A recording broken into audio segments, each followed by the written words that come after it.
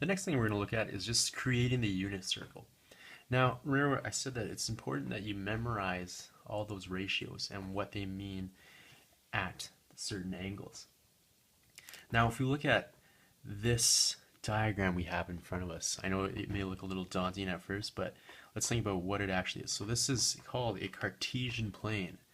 Now, the Cartesian plane was created by Rene Descartes, and it was revolutionary in math because it provided a link for the first time between geometry and algebra. And what we're going to use it here is just kind of an easier way that you might be able to remember all of these ratios and what it means for the unit triangle. And so the first thing, let's think about what these triangles actually are. Now, up to this point, we've just been looking at all these different triangles, and triangles specifically at our special triangles. So we have 0 degrees, we have 90 degrees, but then we have 30 degrees, 45 degrees, and 60 degrees. And so this first triangle I highlighted, this was our triangle we looked at, which was at 30 degrees. The second one in between here is going to be 45 degrees, and this third one is 60 degrees. Okay, so with these triangles, we are now interested in just what these side lengths are. Now, if you look at the top of this page, it has all the triangles written down for you, so you can actually write down what the sides are, and which will help you then with the ratios. But to remember these triangles, let's think about let's just create an easy way to remember it. Now, if I write on the numerator 1, and if I go down to my 45 degrees, rad 2 for my numerator, so that means there's going to be a denominator on the bottom, and then down here I'm going to have rad 3. Notice that on my numerators it goes from 1, 2, and 3. And whenever I don't have a value of 1, I have a radical sign over the 2 and the 3. Okay, so if it's not a 1, it becomes a radicand. The 2 and 3 becomes radicand. But on my denominator, I'm going to leave just 2's. So we're always going to have a 2 as our denominator.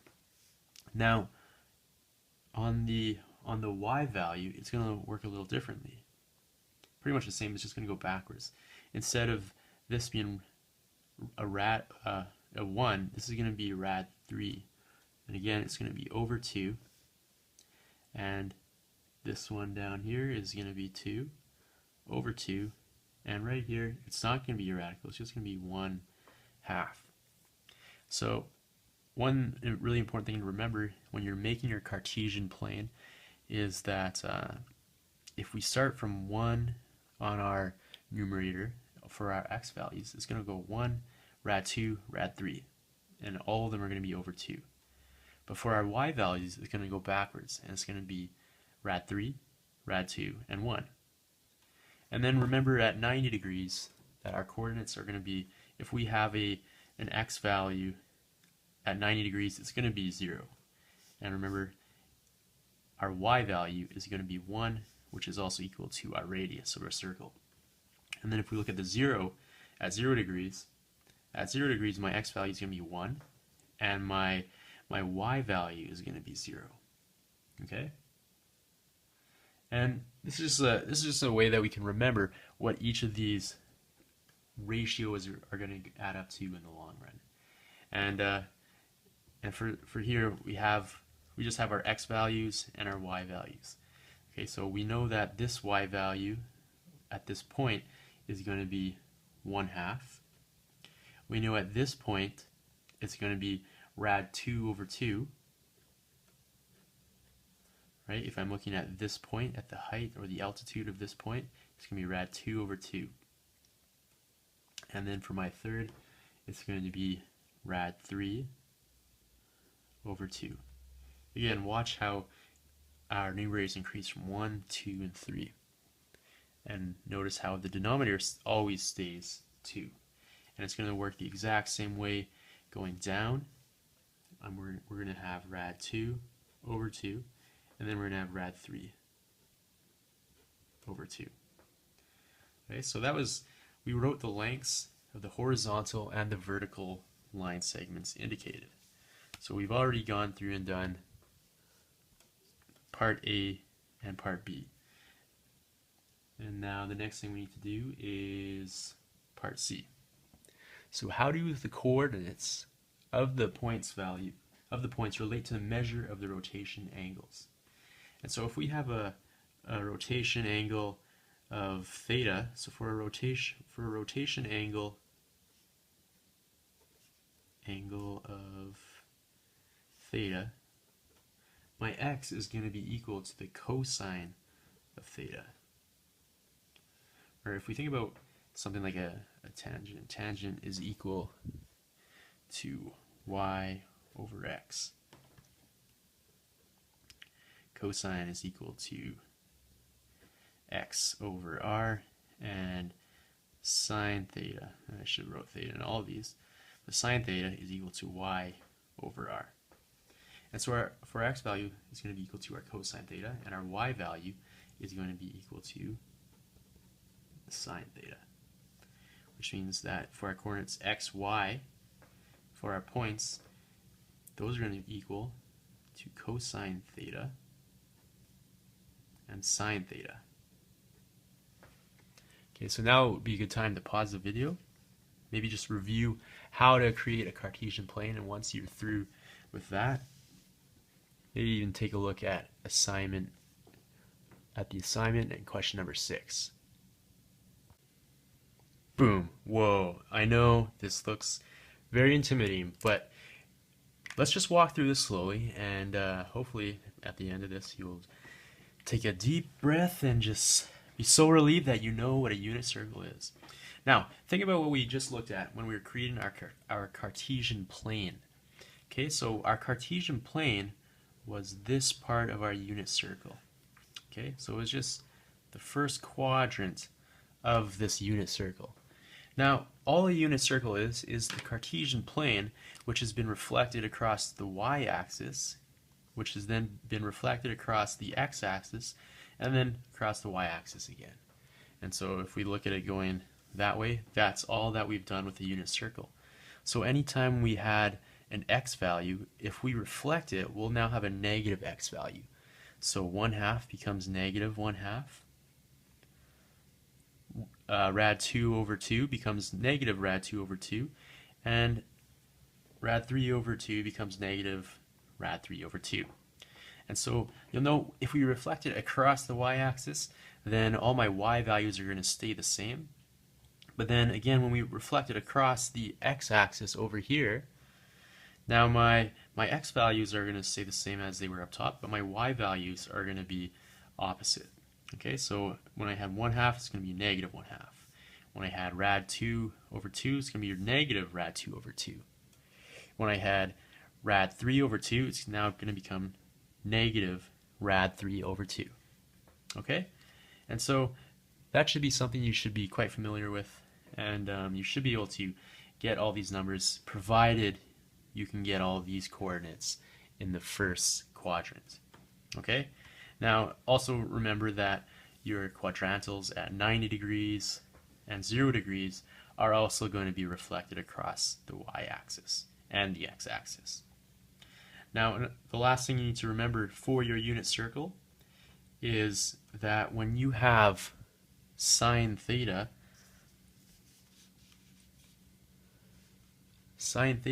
where r is equal to 1 is going to equal y, and cosine theta is going to equal x.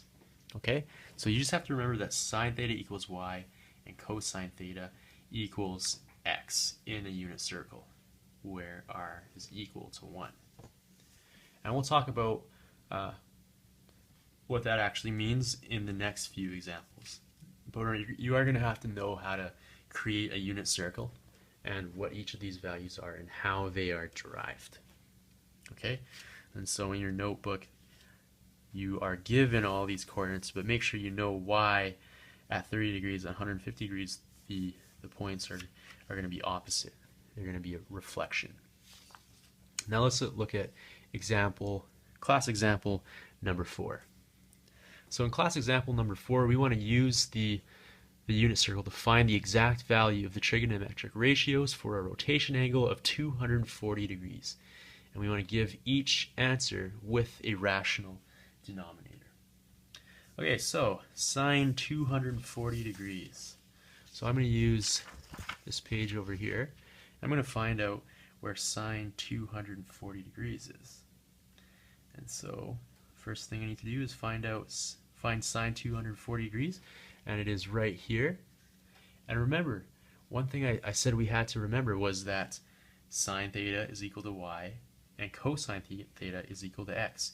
Since we're looking for sine 240 degrees, I know that sine is equal to y in this case.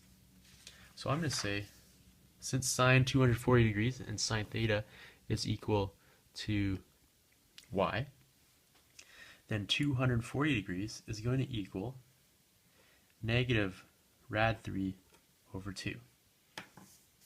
I know that because, again, I'll pull up my unit circle, and I know that at 240 degrees, if I'm looking for my sine ratio, it's going to be a negative rad 3 over 2.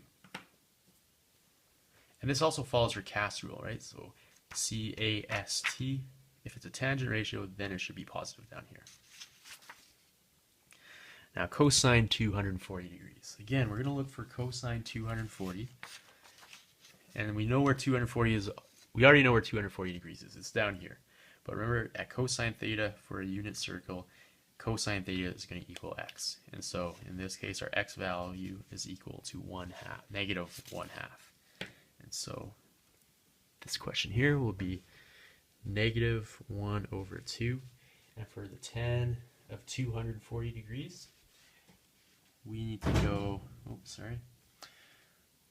sine 240 degrees divided by cosine 240 degrees. Now the reason I'm doing this is because, remember, if we're looking for the tan of theta is equal to y over x.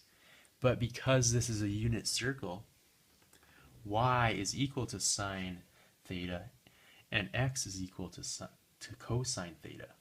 Okay, so this is now going to be equal to sine 240 degrees divided by cosine 240 degrees. And so I'm going to have negative rad 3 over 2 divided by negative 1 over 2. And remember, we want to give each answer with a rational denominator. And so we don't need our calculators in order to solve this. We can just solve this as a fraction. We're going to have negative rad 3 over 2, and we can cross multiply that, so that will be 2 over negative 1. And this is just going to equal rad 3 at the end. Okay, so let's move on to the next question. Class example number 5. So use the unit circle to find the exact value of cosine 135 degrees. So again, the first thing we're going to do is pull out our unit circle. And again, this is something you can create and something you can make, but also something that you will eventually just need to know. But at cosine 135 degrees, which is going to be right here, my x value is negative rad 2 over 2. Okay, so I know that at cos 135 is going to be equal to negative rad 2 over 2. Okay, so let's move on from that one. That one should be simple enough. Tan 120 degrees. Remember, for a unit circle, tan 120 degrees is going to be equal to y over x, or sine 120 degrees over cosine 120 degrees. Okay, so this means that we have to look at our unit circle to see what we're at 120 degrees. We're going to be at, for my sine ratio, rad 3 over 2 divided by negative 1 over 2. for my cosine 120. Okay, so we're 3 over 2 divided by 1 over 2. And so again, we're going to just cross multiply this. We're going to have rad 3 over 2 times 2 over 1, and we will be left with rad 3. Since our, I should have done this in the first one, but our coefficient is going to multiply and, well, you know, I should actually just do this long, just so you understand how I'm getting this. It's going to be 2 times rad 3 over 2, and these are going to cancel out, and so that's why we're left with rad 3.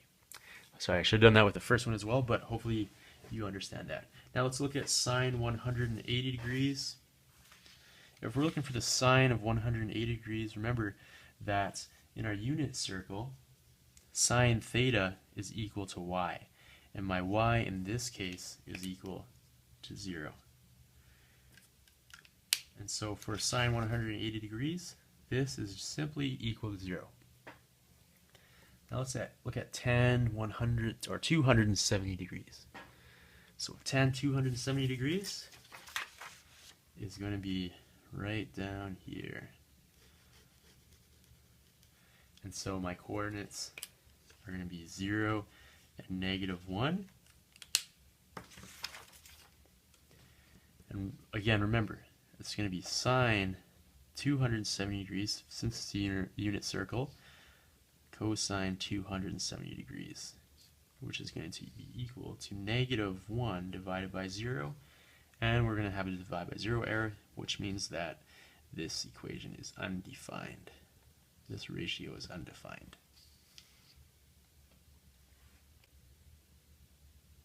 Okay, so class example number 6.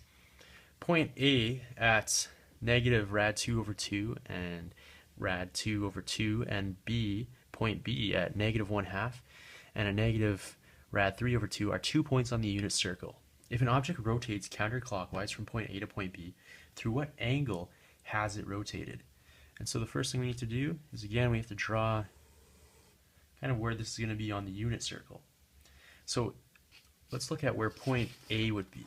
If I'm told that point A had the coordinates of negative rad 2 over 2 and rad 2 over 2, then that must have, point A must have been at 135 degrees. So I'm just going to draw where 135 degrees would be, right? And that would be at point A. Okay, so that was my first coordinate, and my second one was that B at -1/2 and rad 3 over 2. So let's see where that's going to be. Where are we going to have -1/2 and rad 3 over 2? 240 degrees.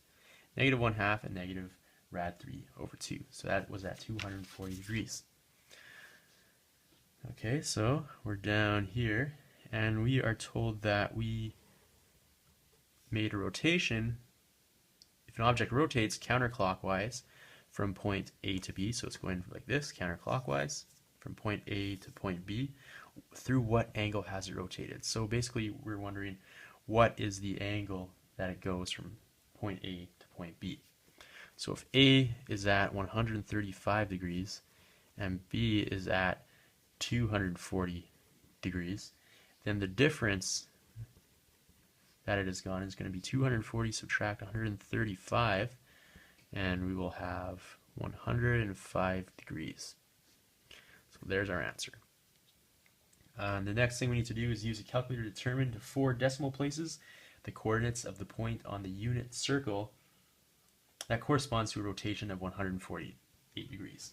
And for thinking about points at a rotation of 140 degrees, remember that x and y are going to correspond to cosine theta and sine theta. And so theta in this case is going to be 148 degrees. And so we're going to be looking for the points cosine 148 degrees and sine 148 degrees. And all you got to do is put that into your calculator and to 4 decimal places. So once you punch that into your calculator, you should get an answer of -0.8480 and 0.5299. Okay, now let's move on to class example number 8. So with class example number 8, the point T at negative 0.8829 and 0.4695 lies on the unit circle. Determine the value of theta, where theta is the angle made by the positive x-axis and the line passing through T. Okay, so the first thing we need to do here is just think about what we have. If we have those 2 points on the unit circle, negative 0.8829 and 0.4695, remember that x is equal to cos theta and y is equal to sine theta. And so we're told that cosine theta is equal to negative 0.8829 and sine theta is equal to 0.4695.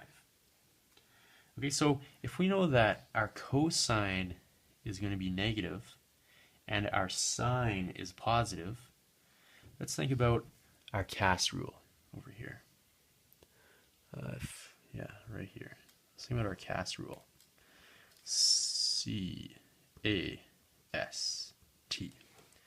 Okay, now since sine is positive and cosine is negative, let's look at our CAS rule, or I'll add sugar to coffee.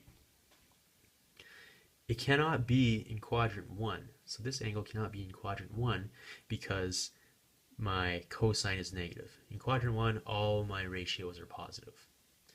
It can't, well, I guess it can be in quadrant 2 because my sine is positive and my cosine is negative. And so that's a possibility. It can be in quadrant 2. Well, can it be in quadrant 3? No, because only tangent is positive here. I have a positive sine ratio. And it can't be in the 4th quadrant because cosine, again, is negative. And if it was in here, it would be positive. So it has to be in our 2nd quadrant. So that is where point T is going to be. Okay, the next thing we need to determine is what our reference angle. Now, if I'm looking at this question, how do I figure out now what my rotation angle is going to be? Okay, so I'm looking for my rotation angle. Now, there are actually a couple ways we can do this. If you take out your calculator, and the first thing we can do is we can think about, okay, what is cosine theta? Okay, so, or the inverse of cosine theta, since we are given that ratio. So if you were to type in the inverse of cosine negative 0.8829, you're going to get an angle of 151.99, and we're going to round that to 152 degrees. Now let's try with the inverse of sine. So inverse sine of 0.4695, that's going to give me 28 degrees. 28 degrees. Now that's going to be the reference angle for this question. So 28 degrees will be our reference angle. We'll be at 152 degrees up here. Now let's think about what if we were to do the regular method that we were doing earlier. If we were trying to figure out what tan theta is of sine theta divided by 4, or sine theta divided by cos theta. And so if you do the inverse tan, okay, so I'm going to do the inverse tan of 0.4695 divided by 0.8829, I'm going to get, again, my reference angle of 28 degrees. And so there we have it. Our rotation angle is going to be 152 degrees, since that 28 degrees gave me the reference angle. Okay, so let's move on to the last question now. Okay, so we are told that we now have 2 methods for determining exact values of trig ratios of certain angles greater than 90 degrees. And so we can use either one of those methods, either with the calculator or by actually finding where it is on the unit circle. So use the chart or the unit circle to find the exact value of cosine 300 degrees plus sine 330 degrees. Okay, so I'm going to use my chart. Okay, so I'm looking for cosine 300 degrees. So if I'm looking for cosine 300 degrees, I'm going to be at 1/2. So that's going to be 1/2 plus my sine of 330. It's going to be down here. Plus negative 1/2. Plus negative 1/2. And that is just going to leave me with 0. Now, let's do this next one. Sine squared 225 degrees plus cos squared 225 degrees. Again, you're going to look on your chart, and once you find those two angles, so let's look at 225. Where is that going to be? Sine's going to be negative rad 2 over 2. So that's going to be negative rad 2 over 2. But since we're looking for sine squared, we're going to have to square that. Plus cosine of 225. Again, it's the same thing. Negative rad 2 over 2, and we're squaring that again. That is going to end up giving me 1 over 2 plus 1 over 2, which leaves me with 1. Okay, and so let's look at this last example now.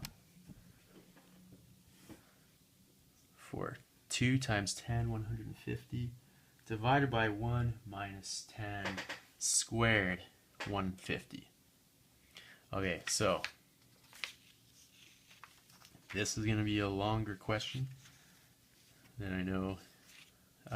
Okay, so we are looking for 150 degrees right here, and we're looking for our x and y values. So our x value is going to be negative rad 3 over 2, and my y value is going to be 1/2. Alright, so we have this 2. That means we're going to be multiplying 2 over negative rad 3 over 3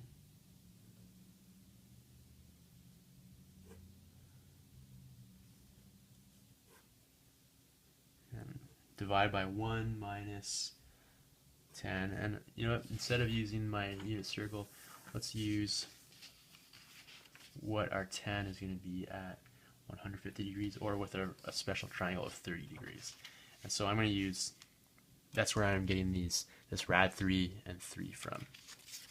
Okay, so it's going to be 1 minus negative rad 3 over 3, and that is squared, and that is going to equal negative 2 rad 3 over 3 divided by 1 minus 1/3.